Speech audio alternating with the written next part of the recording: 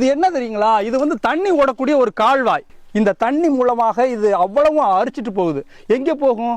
கம்மாய்க்கு போகும், கடலுக்கு போகும், இப்படி வயல்களுக்கு போகும், ஊருணிக்கு போகும்.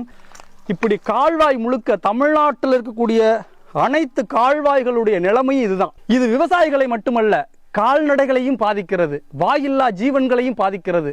இதற்கு அரசு வெகு விரைவில் ஏதாவது ஒரு கொண்டு வரணும். இவ்வளவு விஞ்ஞான வளர்ச்சி நம்ம பண்ணிட்டோம், மிகப்பெரிய அளவுல உலகம் வளர்ந்துருச்சு. 2025 சுவிட்ச போட்டா தண்ணி வருது, சுவிட்ச போட்டா நெருப்பு எரியுது, ராக்கெட்டை பூமிக்கு அனுப்புறோம், செவ்வாய் கிரகத்தில் அதை தேடுறோம், இதை தேடுறோம். என்ன மண்ணாங்கட்டியை தேடி என்ன பண்ண? பூமியை பார்த்துக்க முடியல. நம்ம பூமி இன்னும் ஒரு 100 வருஷத்துல மனிதர்கள் வாழக்கூடிய அருகதை அற்ற ஒரு பூமியா மாறப்போகுது.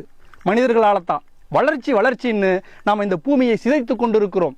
இயற்கையை அழிக்க அழிக்க இயற்கை நம்மை அழித்து கொண்டே இருக்கும். அது நடந்துகிட்டே இருக்கு எல்லா இடங்கள்லையும். இவற்றை எல்லாம் பார்க்கும் போது மனதிற்கு ரொம்ப வலியா இருக்கு. பாட்டில்களை பாருங்க. அதாவது ஒரு கிராமத்தில் மட்டுமே 1,00,000 பாட்டில்களை நான் பிறக்கி இருக்கிறேன். அப்ப தமிழகம் முழுக்க பாருங்க எவ்வளவு லட்சக்கணக்கான பாட்டில்கள் கிடைக்கணும். எனவே இதை அனைவருக்கும் பகிருங்கள். அரசியல்வாதிகள் இவற்றில் கவனம் செலுத்துங்கள். உச்ச நீதிமன்றம் கடுமையான நடவடிக்கைகளை எடுக்க சொல்லி அரசுக்கு உத்தரவிடுங்கள். அரசியல்வாதிகளுக்கும் நம்மை ஆளக்கூடியவர்களுக்கும் இந்த காணொளி போய் சேரணும்.